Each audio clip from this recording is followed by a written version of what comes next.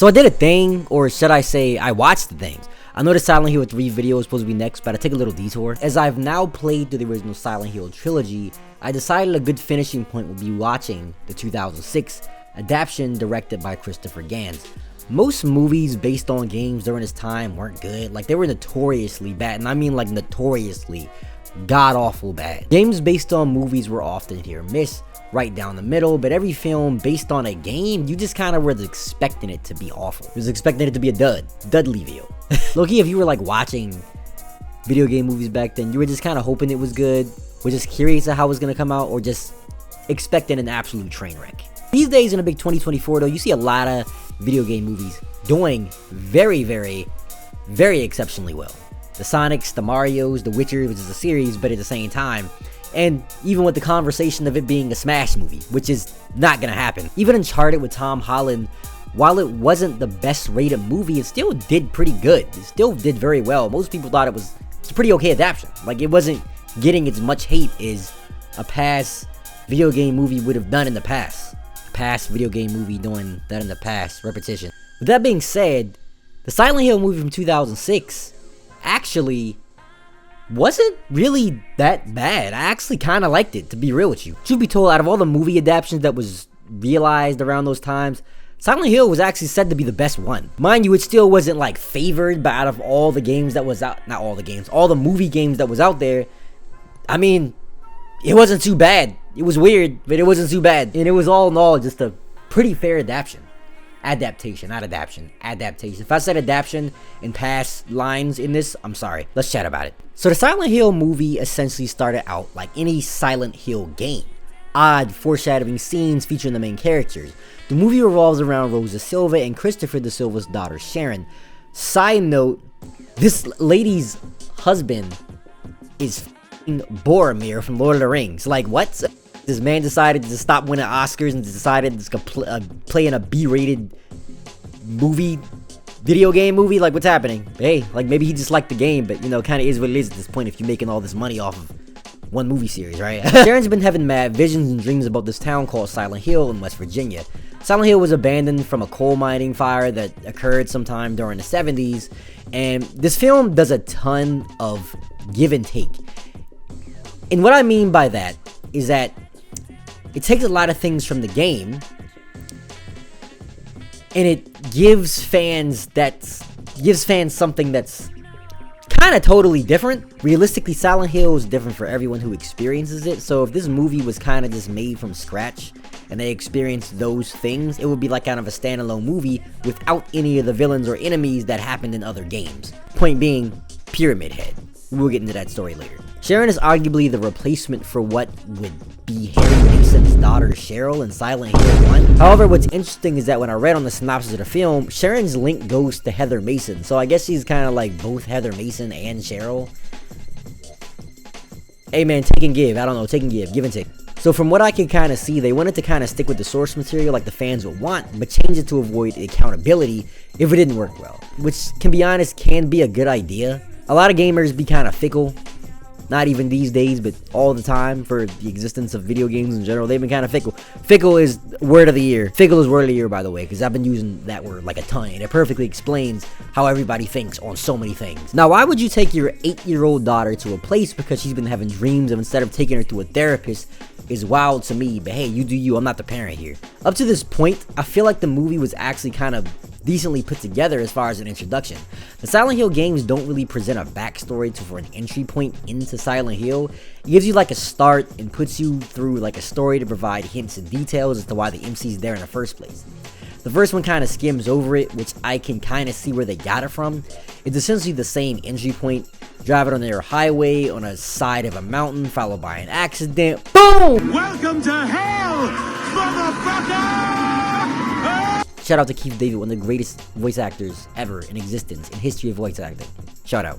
Now here's where the movie kind of starts to not really make sense. It sounds kind of crazy because Silent Hill already really doesn't make sense in the first place.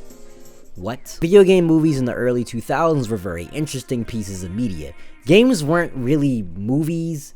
Games weren't movies, and movies weren't games. Up until late 2000s and early 2010s, when games started to look like feature films of 30-minute cutscenes, Metal Gear Solid 4. Damn, my bad. They were never translated very well. They always tried to do this, go through this weird kind of like level type direction. Like, this is level 1, this is level 2, this is level 3, and you can kind of see like a weird story progression. It's interesting from a watcher standpoint. It's like kind of watching an entire playthrough in a movie theater, but with only the cinematic shots and camera angles. Here is this level, here is that level. I ran into a monster, now I ran into that monster, which kind of works at times depending on the film, but in movie form, it kind of gives less suspense than what's like provided, and it's kind of predictable. It might not be predictable, but a lot of times it is very predictable. Before I get into some crazy stuff about what happened in the film, I actually do want to talk about Sybil. I really enjoyed what they did with her character. In the game, she is so chill and friendly, but in the film, they gave her a lot more of a spark.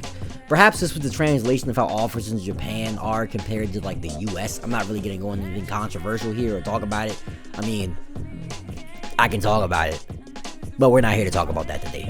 So I have no idea, but if that's the case, I mean, I can kind of see of why it's kind of legitimately accurate. Now, compared to the US cops, if you see Sybil like the T-1000, because low-key she kind of really looked like him here, I can get it. However, regardless of that, they gave her a strength upgrade.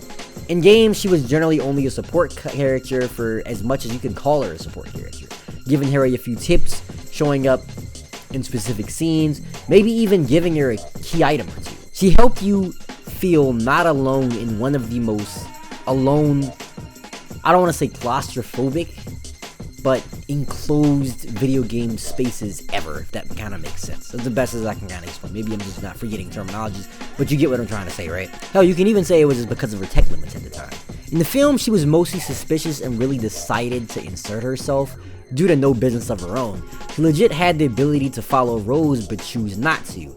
However, she was a huge benefit, getting Rose out of urgent situations, especially midway through the movie. In fact, if she didn't play the role she played, it would have been an entirely different film. Her ending was like low-key really though. I'm like, damn, you really had to do her that bad, bro? Chill out.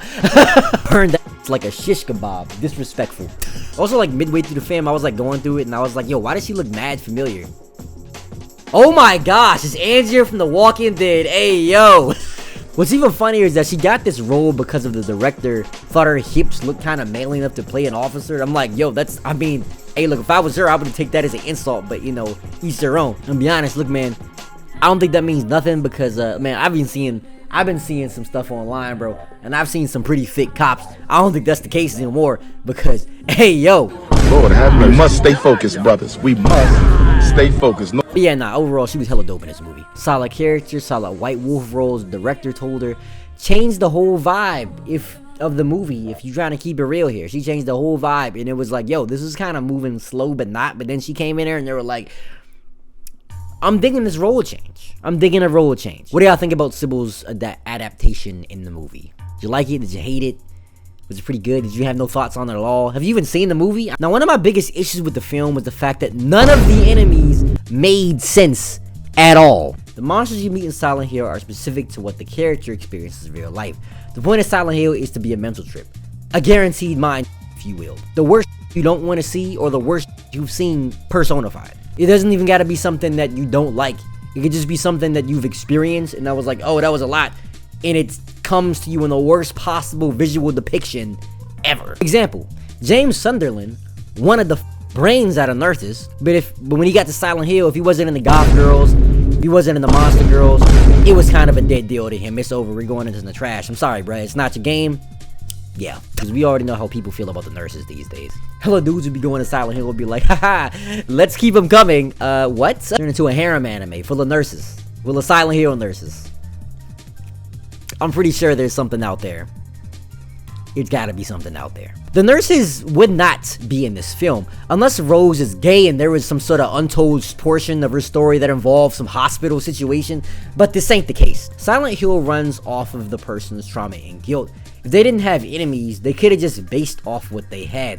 A grotesque alteration of what Sharon might be if she found her in Silent Hill. It could have even been easier than that. They could have just created random monsters in relation to the stories heard about the fire that they heard in the town. And that could have been that easy. They could have just decided to go that route. I mean, it wouldn't really necessarily make the entirety bit of sense, but it would make sense more than putting the nurses and Pyramid Head in the game in the movie. So I don't know. They could have just added a sin of backstory to this, and that would have made a lot more sense. Pyramid Head isn't a normal resident in Silent Hill. He's just specific to James. The Air Screamer in Silent Hill isn't a normal resident in Silent Hill 1. It was just a manifestation of Alyssa Gillespie's favorite books, The Lost World by Sir Arthur Conan Doyle. I don't know why I said the whole thing, but in case you want to look it up, it's kind of cool. I don't know. Fun little facts, fun little details, just sprinkled in. In this case, it wasn't part of Harry's Silent Hill, but a manifestation of another person within Silent Hill.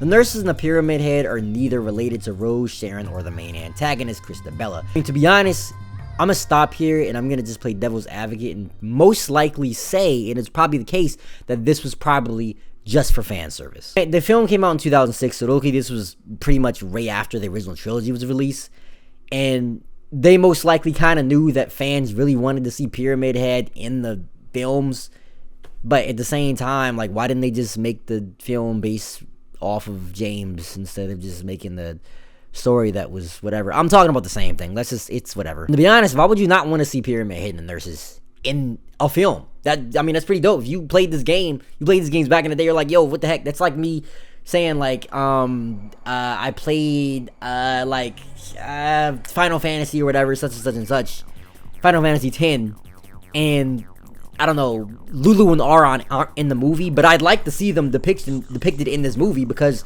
I mean, they're pretty vital characters, right? Like, so you would like to see them in the freaking Final Fantasy X movie. This is why in the beginning I kind of said the movie was such take and give and take. I'll take this from the source material and give you this. I don't know why. It doesn't make any sense. It seems cool. If it's a Silent Hill movie, I guess you're gonna like it, or you know, or you don't. I mean, I don't know. It is what it is. Here you go. Hope you enjoy it. Speaking of source material, while Dahlia Gillespie was in the film, she really didn't have a relevance. So this was kind of interesting to include her in the first place. The main antagonist being the Christabella lady was pretty much an alternate version of Dahlia, except with a huge cult following. No pun intended. Christabella was the high priestess of a Manichean cult that stayed in Silent Hill. Fun fact, I really thought this was all fictional. So I looked up Manichean and I was like, oh, that's a real thing. I thought this was all fake. I mean, I didn't know Manichean was a thing. But, I mean, in general, like, I thought this whole thing was kind of just really made up. I mean, it's kind of weird to think that because most fictional religions or fictional whatever is kind of based off of something that's existing, just really altered. Yeah. Venetianism, I think it's how it's pronounced, formed in the 3rd century BC by a Parthenian prophet, Mani. That was a lot of Parthenian, that was a lot of tongue twisters. I'm sorry if I screwed that up, but here we are. It teaches the dualistic cosmology between good, the spiritual world of light and evil, and the material world of darkness. Obviously, they really didn't have to get into all this of the movie, but I like extra details. It was kind of fun to talk about it, so yeah. Christabella was the crazy cult lady you expect her to be. Looked like she stuck a fork in an outlet, level 1 Skyrim, village dweller looking gear, looking like she got some skeletons in the closet. I mean, hey, her character was a direct replacement for Dahlia when Dahlia was just in the movie. Why not just use... Never mind. Let's just keep the story original or something, right?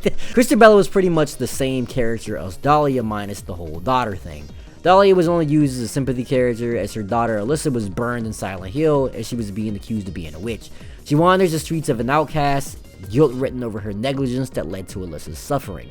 Cursed to live in this damn town every damn day. Alyssa is basically split into like 3 different people in this movie. Her pure self, who's like reincarnated into the baby that the Silvas adopted, is Sharon. Her dark self, who is a reincarnation of the Order Gods, merge of Alyssa's anger, and her original body. That's kind of like a lot to explain, but I mean, that's kind of how it is. Silent Hill's silent for a reason. Because nobody wants to go there and explain the situation to anybody. Alyssa's dark self merges into Rose so she can then exterminate Christabella's cult. It's a lot of stuff, I know. So Sharon is like all this while being Cheryl at the same time. They just took a ton of and jammed it in, stomped on it, tried to zip it up, stomp on it again for like 7 times, squeezed it up in there and decided to use the magic spell and was like, Kazinga, here you go, Alakazam, Alakazoo, what am I gonna do with you, whoever you come out, Buddha Buddha Boo, and then that's the movie they came up with. I don't know. Truth be told, I was kind of invested in Christabella. She was actually like a bit of an ally until she saw that damn locket with Sharon pictures in it and then it completely went mental. Side note, once again, Sybil, before she got burned and shish kebabbed, they like jumped her like it was the Yakuza or something. I'm like, bruh, you didn't have to up that bad, bruh. You could have just stabbed her. Could have just gave her like a few uppercuts, few, you know, shoryukens, called it a day, but like she's damn Yakuza at this point. Like, goddamn, son, like, how down, bro? Like, this movie at some point just got super dark, and you know, that's a good thing. Silent Hill is dark, literally and mentally, just dark as hell, just like it is in here. It's cloudy as hell outside, but I think they get a good job on otherworld depictions. The creaky, dilapidated hallways, the nasty big ass roach bugs, the claustrophobic looking scenes, it somehow being implied that Alyssa was R-worded by a janitor. Like, that's like the darkest thing in this whole movie, let's be honest. Somewhere after the second act of the film, when the Christabella's followers gets her skin ripped off, I'm like, yo, Wiki had the audacity to say she was skinned alive, and I'm like, you know, I guess that's kind of what it is, but like, I don't know, when I'm thinking somebody being skinned alive, I'm thinking like they're like on a platform and they're like skinning them or something like that. Like, it's like a slow process. This man, Pyramid Head, caught her lacking, and he was chasing after Sybil and Rose, and he was like, oh no, I got this extra person, picked her up, choked her, and just twists and pulled her skin. I'm like, ow, my guy, this is why nobody wants to get near you. Grabbed her whole skin and ripped it off like it was a big ass sheet. Like, bro, like, what? She just caught her straight. Anna was just trying to help, and she just got caught, and I'm like, dang, I'm sorry you had to really deal with that. Sorry. Terrible, painful fate. Good lord. Like, I'm sitting here thinking about it. Like, if he managed to catch Sybil and Rose, it's no telling what he might have did. Like, yo, it's no telling. Like, it would have been worse. But like, rip one skin off, then force the other one or something. I don't know. That's dark. I might be taking a break from the horror games after this, because here I am thinking about that, and I'm like, let's play, I don't know, Cuphead or something. I'm on Tekken 8 right now, so I don't know. It's nice and clean. One thing that I did like about this film is that they made the final scene feel like an actual final boss battle. More specifically, a Silent Hill boss battle. The bloody, disfigured flesh corpse of Alyssa being raised with a bunch of wires from the depths like it was the Mary final boss in Silent Hill 2, just more gross. Every ending boss in Silent Hill feels f***ing nasty, so they did right here. Rose makes it to the church, starts the cutscene. She gets stabbed in the chest by Christabella. Alyssa's body or blood or drips out of her in the end cutscene. The boss battle ensues. That's pretty much how it goes. It even comes with a nice navigating the environment portion like it's like Uncharted or something. It ends with a bit of a gore fest, but not like too gory. Like, it's like a safe gory. I'm not watching terrified. It's kind of enough where it just passes as entertainment. I don't know what the hell other people be watching, but nah. Christabella dies mad crazy, like impaled, but like not through her belly.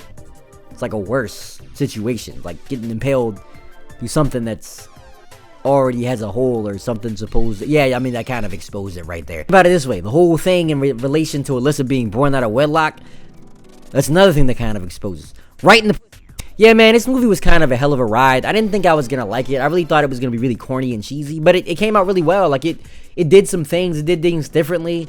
I mean, it doesn't have a lot of hate like a lot of other video game movie adaptations have, which I really appreciate, and it kept me entertained the whole ride. I mean, like I said, it wasn't like substantially accurate to how the Silent Hill would be, but I think they did a good job. It was a bit long for what it was. They could have shortened this stuff out. They could have probably put things in a different plot line, but overall, I think it was pretty good. It had a really sad, depressing ending because they were still stuck in Silent Hill. They never got out.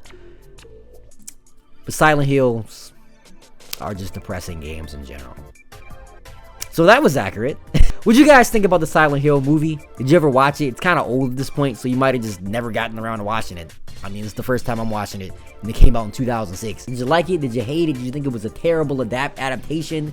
Do you think it was a waste of time? Do you think they would make a better Silent Hill movie if they decided to make one these days? Because all these video games are getting adaptations. All these video games are getting really good movies. So I couldn't imagine they would do a bad Silent Hill one. Hell, I mean, the freaking Fallout series is really good. I can't imagine them, I can see them doing a decent Silent Hill movie. Also, side note, I'm really hoping they do a Dead Space series. One day, because I am a huge Dead Space fan, and I would really like to see that. But yeah, what do you guys think about the movie? Let's talk about it in the comments. Let me down below. Be sure to follow me on all my socials, my Twitter, my Instagram. I left that all in the description down below. I'd greatly appreciate it. Like the video, subscribe to the channel. I also greatly always appreciate it, because I'm always in battle with the algorithm. Thanks guys for watching. Thanks for coming through. Once again, be safe, stay kicking, because it's Kaimax. Later.